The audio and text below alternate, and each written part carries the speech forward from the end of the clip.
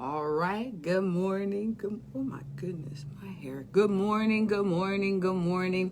Happy Friday. Yay, it's Friday. This is the voice of Dr. Ola Binton from Living Spring Family Medical Center. And I'm excited to be here live bright and early, kind of early, 7:30. And I'm excited to be having this live because we're going to be talking about something that's very dear to my heart, and that is mindsets for better health. And let me just check here, make sure that our guest is not here yet. But like I was saying, we're talking about mindsets for better health. I do believe that mindsets are very important. They shape how we see life. It also affects our health outcomes, and so it's very, very important for us to make sure that our mindsets are in line with better healthy outcomes. It's here. Awesome. So I always like to say real quickly why we're doing the live, why this topic. And we're doing this topic because I've had people who have asked for this topic. I've seen this come up in conversation, even with my patients. And you live out how you think. That's the truth. Ultimately, we live out how we think. And so it's very important that our mindsets are in line with that which makes our health better. So let me say, it says approve. I approve. It can't bring. Oh, he's already on. Oh, okay.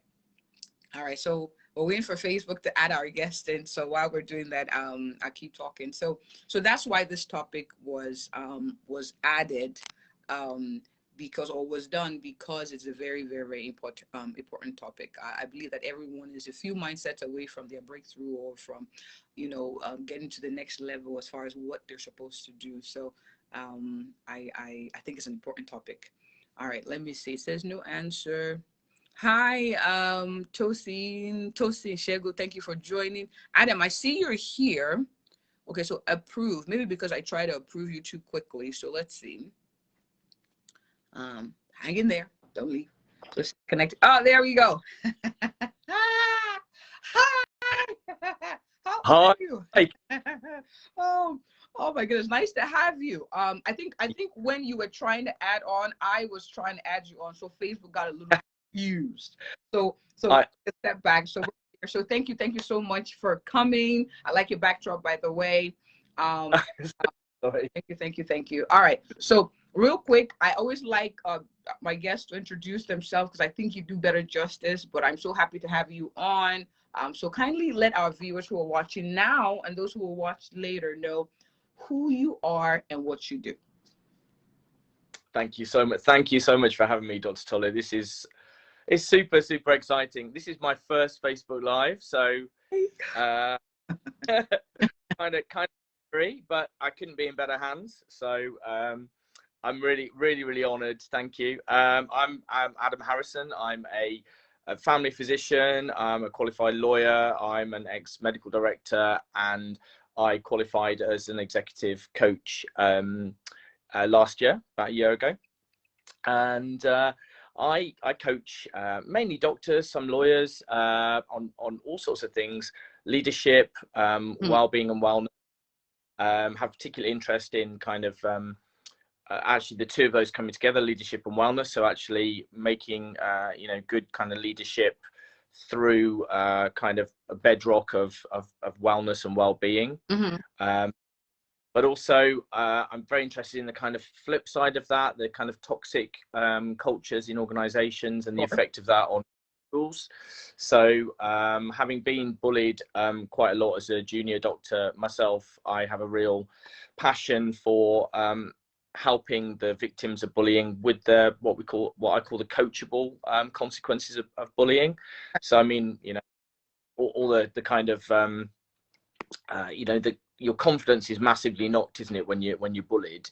You really, you're put down and you're diminished and so on. So that can have a knock-on effect on all areas of your life. It can make you feel imposter syndrome, have problems with conflict, assertiveness, confidence in general, and mindset stuff as well, which we're talking about today. So I kind of help doctors kind of like rebuild that confidence that's been knocked down so that they can go on to be happier and more successful at work and in life in general. Awesome, awesome. And I like how you took, you know, a negative life event or a negative encounter for yourself or something has happened and you don't want people to go through that. And so you went into, um, you know, a field where you can help people even come out of that on the other side better. So that's good. Yeah. I want to give you that kudos. Yeah. Yeah. Um, Yeah. so I can see that I'm sure you deal with a lot of mindsets because you have to coach and, you know, help certain, you know, you have to help people overcome certain mindsets that may have been set in place because of the bullying or because of certain experiences in the past. So Yeah. I'm very happy that you're here talking about mindset. So why do you do what you do? So you touched a little bit on that already. You have experience, but just for the sake of our viewers, can you harp on that a little bit? Why do you do what you do? Why so passionate? Yeah. That's a great question. It's a funny one, isn't it? Because you know, if you look at all the data on bullying, the thing that really stands out for me is that there seem to be quite low reporting rates. You know, the in quite, you know, surprisingly low. And then I kind of reflect back on my own experiences, and I had, you know, episodes that were in the double figures, and I didn't report a single episode. So it kind of makes sense to me, you know, because there's a whole load of stigma attached to it. There's shame. You feel ashamed. You feel on your own. You feel who's gonna help me anyway. They're just gonna all kind of you know, round up together and close me off and close ranks and so on. You know, so you know, you can see why people don't report it. And then I guess I just moved on in my life and you know, tried to, you know, have a growth mindset about things and put it behind me and move forward. And then I was tutoring some Indigenous students in Australia last year. Okay. And one of my students, she had an experience, her first ever attachment on the wards. Okay. So first ever placement on a medical team with a consultant physician, and she was publicly shamed and put down by the attending. Okay. In front, I think there were about 11 other doctors present at the time. And I was her tutor. She reached out to me. We had a conversation. I tried to advise her as best I could, but it just brought all those feelings flooding back to me. I just thought, you know what, I've got to do my little bit to help. You know, it may be a drop in the ocean, but if I can help one person, then so be it. And so this is what I want to do. It was my, you know, it's my epiphany really. So awesome. And I'll say this too. I'm sure you had to do some unlearning and some relearning and some mindset shifts, of course, to be able to then use your circumstances to empower other people. So I know that for those who are watching, those who will watch later, I know that the conversation is about, you know, how to help doctors through bullying and how to coach, but I don't want people to tune out because it's very important, you know, to come out of something that intense, that mindset blowing, not in a good, because those things can get circumstances in your life that can make you feel really bad and feel like almost like there's no way forward, or make you feel ashamed, or make you, or really attack your self-esteem. It is possible to change your mindset to empower yourself, even to better health and even to other achievements you're meant to have in life. So it's not the road, and then that's what I want to encourage people with this morning or afternoon or whatever time you're watching this. All right, so my first question is this: how does one practice mindfulness? I used to think this was a very frou-frou topic before. Oh, what do you mean by mindfulness? What does that even mean? But I have grown to understand that, you know, you're a product of your thoughts, and so it's very, very important to master, or at least try to master, you know, mindfulness, and making sure that your mindsets actually help you do better. Okay, so how do you practice mindfulness? For those who are wondering, okay, what does this mean? Okay, cool. Well, just to go back very, very quickly, this is, as you say, is for everyone. You know, this is not me kind of like talking to doctors about who've been bullied. You know, there's a lot of things in life that apply to all of our patients where our confidence is knocked, or we put down, or, you know, gosh, in our relationships, you know, and it may be a bullying relationship, it may be something to do with bullying, but, you know, the oppressive situations, you know, like if we're overweight and we really want to lose weight, and someone turns around and says to us, you can't lose weight, you're never going to lose weight, you're always going to be fat, or something like, you know. So this applies to everyone, you know. So yeah, and mindfulness, I used to think it was a bit of an enigma to me, really, you know. And actually, there are far better people than me to explain about it. I recently posted on LinkedIn about the benefits of mindfulness, as you know, and my friend Darren Davidson, who's a fellow physician. Yeah. I interviewed him. It's on my YouTube channel, and he gave a fantastic definition and explanation. He's quite a seasoned practitioner, but really, I think the essence of mindfulness is that, firstly, it's a skill, and it's about being present in or focusing on the moment, and judgment or critique. So there are those three strands to it. You know, it's a skill, so that means it can be learned and it can be improved. It's about being present in and focusing on the moment. So, you know, often we're in situations, you know, with our other halves or our kids or whatever, where we're just distracted by something that happened to us an hour ago, or something that happened to us yesterday or last week, or we're worrying about something that's going to happen tomorrow or next week or whatever, and we're just not fully present in that moment. So it's about being in that moment, and then without judgment or critique. So literally, you know, not judging yourself or judging the thoughts that are going through your head. You know, in terms of there are other people better qualified than me to talk about. And there's a couple of types of mindfulness that I know of. Single point of focus, where you're, you know, trying to concentrate on a particular thing, and thoughts are going to come into your head because we're humans and we have, you know, tens of thousands a day, and it's about just like acknowledging them and just not judging them and letting them pass by. Or there's contemplative mindfulness, where you can actually pay some, you know, heed to those thoughts that come in, and just kind of follow them through to their logical conclusion, again, without really judging them. And these are, you know, the contemplative one particularly is good for, you know, working on our negative mind chatter, our critic.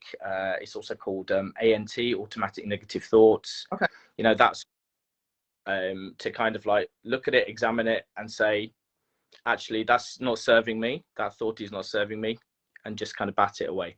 So that's essentially, in a nutshell, mindfulness. And obviously, we know that is good for, you know, the immune system. It reduces inflammation over time. It improves the cardiovascular system. It's good for lowering your blood pressure. It's good for helping with cell aging. It's good for diabetes. It's pretty much good for anything physical in your body over a long period of time. But it's great for mental health stuff. Obviously, if it reduces that negative mind chatter, then it's good for depression. It's good for anxiety. It's good for post-traumatic stress disorder. You know, studies have been done on American military recruits, you know, the Army and the Marines, and they've demonstrated that it helps improve PTSD after, you know, kind of battlefield action. Chronic pain, if they've had, like, you know, an injury on the battlefield, it's great for helping chronic pain improve. Good for homesickness, making them feel less homesick when they're young, you know, young rookie recruits who are away from home. So it's just great for so many things. Awesome. And I wanted to highlight a few things, because and sometimes I have this in conversation with patients, you know, thinking about what you're thinking about. We're practicing mindfulness. I like the emphasis on, you know, being in the moment. A lot of times we're worrying about what's next. We've worried about what was past. It's no longer an issue. So it's like, what's next to worry about? And so if you're not careful, I say this way, you're not living, you're just worrying. So, you know, what has happened before you're worried about that you've overcome? Reflect on that. And then as the thoughts come in, think about, or, you know, or the worries intrude, or they come in, you ask, okay, what can I do about this? And then I address it. What I can't control, I let it go. Yeah. Just like you say, the thoughts come, and then you think, okay, what's the natural path to having this addressed? And I'll do what I, and the rest, I just, well, it's out of my hands, so bye. So mindfulness is very, very important. And I like that you say it's learnable. It's not something that's going to happen overnight, but there's a consciousness that one has to have about it. And I'm all about, I also encourage coaching too. It could be in the form of a paid coaching system, like one that you offer, or, you know, if it's, you know, even reading books on mindset shifts, or just something to improve how you think. And I think that's something you should invest in. And if that's all everyone takes from this, I think that's good. All right. So my next question is, what mindsets can help improve one's mind health outcomes? So what mindsets can help improve health outcome? You talk about so many things that I just want to latch onto and kind of talk about. I just want to say, if anyone does want to invest in a book, the godmother of growth mindset, the creator of growth mindset concept, is Professor Carol Dweck. She's a professor of psychology in Stanford, and she wrote the book Mindsets. So that is the seminal work on mindset, if people want to invest in that. And you talked about control as well. I don't want to let that go without a reference to Stephen Covey's circles of control, influence, and remoteness. And it's a bit complicated for a Facebook Live because we only have a certain amount of time. But essentially, I use this example a lot with interpersonal relationships. So when you'll be the same when you see a patient who's suffering from depression, unless it's that kind of depression that's caused by the neurochemical imbalance in the brain. Right. If it's caused by something else, it might be a work-related problem, might be grief or whatever. But oftentimes there's another person involved. Okay. It's usually an interpersonal issue that's led to the problem of depression. And I sometimes almost #joking, not joking, say to my patients, if it weren't for other people in the world, there would be a lot less depression. Yeah. So in terms of control and applying it to the interpersonal relationships, just think about what other people think, say, and do, and then what you think, say, and do. And you cannot control what other people are thinking, and you can't control what they say, and you can't control how they act and how they conduct themselves. But you can control what you think to an extent, as in you can choose not to give any credibility to the negative thoughts. You can definitely choose, you know, the things that you say, and you can choose how you act. So be proactive and don't be reactive. You know, don't choose not to react to the negativity from another person, and choose to sort of rise above it, because that is within your control. That's within your locus of control. Anyway, sorry, that was an aside. It was a good aside. It was a good aside. But in terms, sorry, I think you asked about mindsets that can help improve health outcomes. Mm-hmm. I think, to put it really, really simply and in kind of, you know, everyday parlance, you know, let's just go from this place of having a can-do attitude, having a positive mental attitude, you know, because someone who's kind of like who goes from that place has that kind of self-belief, you know, I can do it, I can lose the weight, I can quit smoking, you know, I can kind of avoid the things that upset me or whatever, you know. And at the most basic way of thinking about it is just having a can-do attitude. And I think this is really a sort of layperson speak for growth mindset, essentially. And a lot of times, you know, people think that that's so, oh yeah, sure, you're supposed to say that. It's actually, you have to, thinking negatively doesn't change the outcome. Like, it doesn't empower you. It actually deprives you of clarity too. So it helps to think positively. A lot of times people say, oh yeah, you know, that's not how I am. I can't, like, you know, just what if you win? What if you can? Like, what if? Yeah. You know, yeah. possibility too. you know? Yeah, yeah. Um, Exactly. It is about saying to yourself that you can do something. But Carol Dweck is very fond of the phrase "not yet." You know, so okay, I haven't been able to do something. You know, I can't do it. You know, I can't lose weight. I can't start running. You know, did you have you done one of these with Michelle Quirk, Dr. Michelle Quirk? yes, I have. Yeah, yeah, I thought so. Yeah. Two of my favorite people were doing a we're doing a session together. But yeah, so you know, I can't run. You know, I'm not a runner. I can't run. I can't quit smoking. I just can't do it. You know? Running is not for me. Yeah. I've tried, and I've failed, and I can't do it. And it's like Carol Dweck would say, yeah, you can't do it yet. So there's always that kind of, you know, and the concept of failure being a learning opportunity. In my 8-year-old has a big life journal, and you know, the word fail is turned into an acronym: first attempt in learning. You know, so you've got to kind of embrace that idea, that notion that you got to keep trying. And you know, I think I heard someone use the term fail better. So just better and better and closer to your goal, you know. But yeah, so having a growth mindset is, you know, if I fail, try again until I succeed. You know, I'm not good at this yet, but I will learn, and I will practice, and it needs effort, but I don't mind putting in that effort. I don't mind that it's challenging. I'll embrace the fact that it's a challenge. You know, as people with fixed mindsets are the opposite. You know, they don't. You know, it's like, well, I am what I am. It is what it is. You know, I can't improve myself. You know, I'm born this way. You know, it's very much kind of like that your abilities and your talents and your intelligence are all kind of fixed, and you can't improve on things.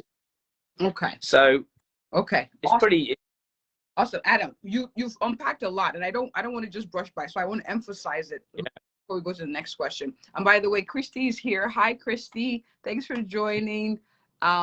It's so interesting. And hi, Gracie and Jimmy. Thank you for joining. It's so interesting. I can't sometimes see when people join, but hi, whoever's watching. So there were a few things you said, and one of the reference I usually use, you know, is the Bible. And one of the verses is in Philippians 4. It says, whatever things are pure, whatever things are good, whatever things are noteworthy, whatever things are a good report, think on these things. So it talks about positive thinking, positive outlook on life, positivity. And there's another verse I like. It says, as a man thinketh, so is he or she. So how you think is who you are essentially over time. So it's really, really important to think good, to think positively. You mentioned that as one of the things that can help improve one's mindset. You also said, number 2, you know, even if you can't do something, the approach can be not yet. So it's possible, not yet. Hi, Gracie. Hi. Not yet. Not yet. Yeah. Then number 3, failure doesn't mean that you're no good. It just means, okay, we'll try something else. That's it. This didn't work. I've discovered that that's not the way to go. I try something else. Okay, so those are empowering mindsets. I'm hoping that people are really listening and catching on, because a lot of people who are doing things that you feel like, oh, that's not me, or wow, they must be amazing. I'm not discrediting them. I'm sure they're amazing, but so are you. It's just a question of mindset. It's just a question of mindset. And you were already starting to answer the next question I was going to ask, which is, what are mindsets that can affect health negatively? So I'm going to let you continue, and you already started though, but go ahead. So essentially, it's the flip side of the growth mindset. It's the fixed mindset. You know, either I'm good at something or I'm not. I can't learn this now. It's too late. You know, it's too late for me. You know, I'm 70. I'm overweight. I can't lose this weight. You know, I've tried to shift it. There's no point in trying if I'm going to fail. You know, I always struggle with this. You know, you're kind of making excuses for it before you've even tried. You know, as I said before, I can't make this any better. It is what it is. I've always been told that I can't do X, Y, and Z. You know, I can't lose weight or whatever. And I think the other, oh, Dr. Una is watching. I got distracted there. Oh, I can't see, but hi, Dr. Una. And hi. Sorry, in the middle, and I got distracted. I know. But I think some of the things that people with these fixed and negative mindsets do that can actually improve things, talking about positivity, is really positive psychology techniques. Okay. You know, so that these are things that they don't do, which is also why they're kind of in this. I got distracted by the hearts, Dr. Una. But just things that it wouldn't occur to them because of the mindset. But the mindset can be changed. It can be worked on. You're not stuck in a fixed mindset forever. Okay, please don't ever think that. But just things like, and I think a big basis of this would be journaling. So having a journal and actually writing things down with pen and paper, so it goes brain onto hand to page, of every day 3 things that went well that day. You know, it just starts gradually over a period of weeks to actually change the neurochemistry, change the physiology of your brain. Over months and months, it will change the anatomy of the brain as well, but in a positive way, you know, so to document things that went well, and it will actually make you a more positive person. Have a gratitude practice, you know, document 3 things. I love that practice.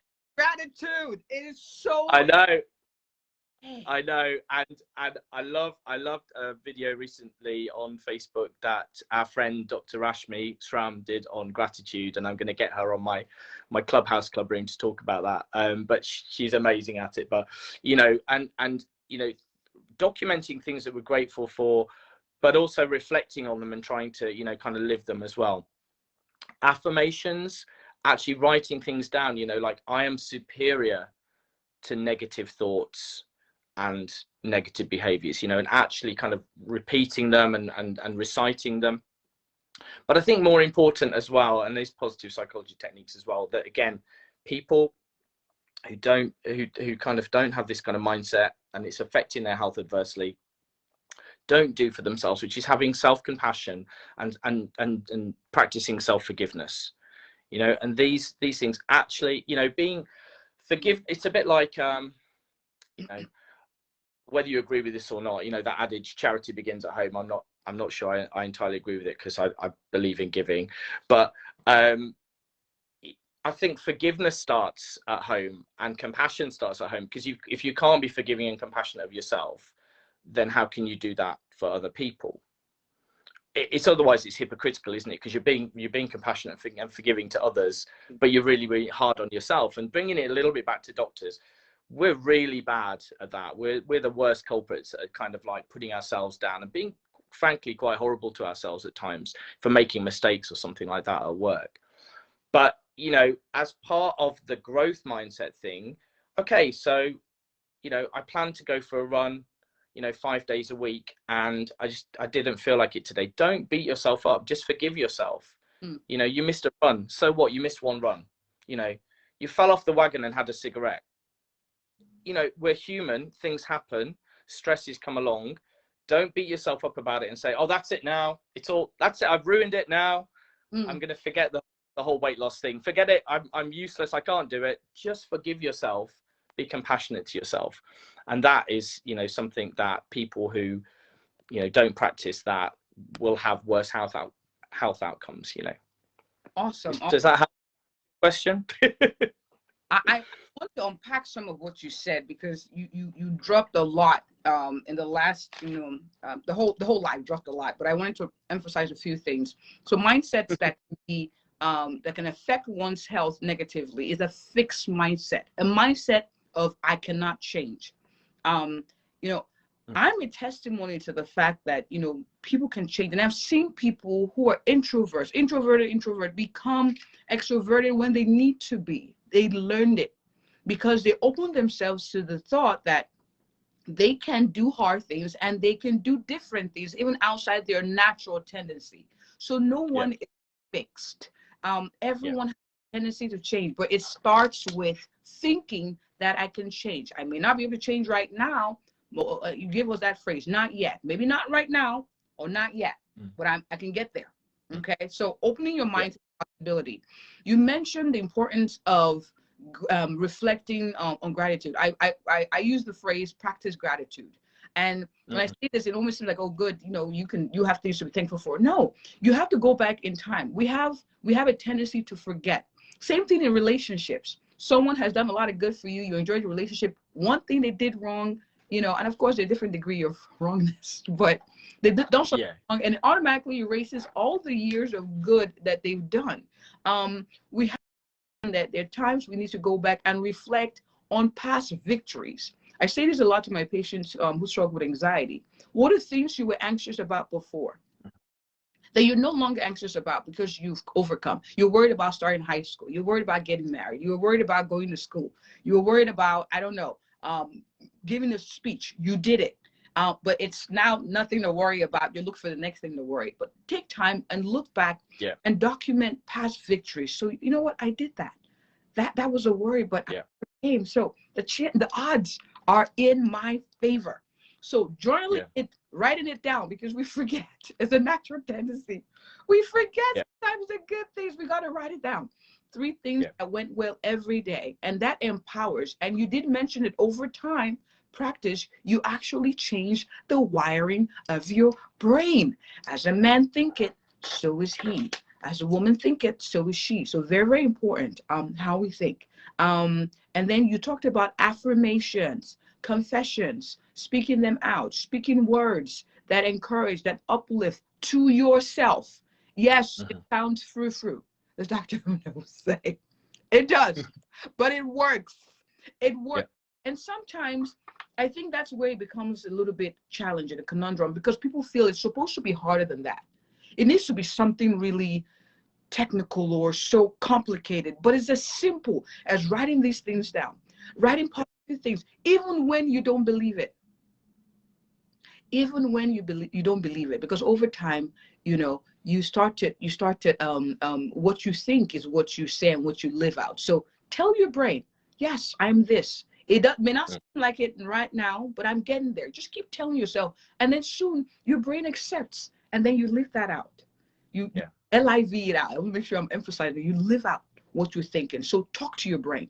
Tell it that you're capable. Tell it that you can do hard things. Tell it that your past does not necessarily reflect your future. Tell it. It will over time believe it. That's very important. And then you mentioned self-forgiveness. OMG. OMG. OMG. Love others as you love yourself. You cannot love others if you don't know how to love yourself. You cannot forgive others if you don't practice. You can't forgive others well, or the way you should. You don't learn forgiveness. It starts at home. So you made a mistake. You're sorry. You apologize. You got to forgive yourself. Say it. I forgive myself. I forgive myself. That's it. Thank you so much, man. This was heavy. What? It's 8:03. We're at 33 minutes. But this has been very, very power packed. I'm so grateful, Adam. At some point, we'll probably have you over again, and we'll discuss more mindset shifts. And maybe do something geared also for doctors, because I think, no offense to the non-doctors watching, but I think that's really important. So, Dr. Adam, where can people find you? They're like, this guy's awesome. His accent is awesome. Where can we find him? So tell them, where can we find you, Dr. Adam? Oh, bless you, Dr. Tolu. God bless you. I hang out on LinkedIn a fair bit. That's my favorite social media platform. I'm just Dr. Adam Harrison on LinkedIn. I have a YouTube channel that I like putting stuff on. That's Dr. Adam, physician coach. And I have a Facebook page, which is Coaching Mentoring Doctors. But you know, lots of non-doctors are welcome. And I'm on Twitter, but I don't hardly use it. So no, that's fantastic. Can I just say that biblical phrase, treat others as you treat yourself. I reckon in this case, almost flip it around, because I think we treat others often better than we treat ourselves. So treat yourself as you treat others. Yeah, and that's a great first step. Yeah, the first step. Love yourself, Yeah. love others. I don't teach selfishness. It's important to love others and be giving and be kind, but it's also good to do that to yourself. Absolutely. Yeah. 100%. Yes, yes. This is good. Thank you so much, Adam. All right. Let me not get too carried away. Thank you all for watching. For those who are watching live, thank you for watching. For those who will watch in replay, please do #replay and let us know what resonated most with you. And if you know anyone who could benefit from this, please share with them. I believe this is shareable, so go ahead and forward it to those who you think this will encourage. And if you or anyone you know is looking for a family physician in the Mansfield, Texas area who is thorough, who is passionate, and who is caring, I am she. Thank you, Adam. It's awesome. I'll talk to you later, okay? Great day. Bye, everyone. Bye.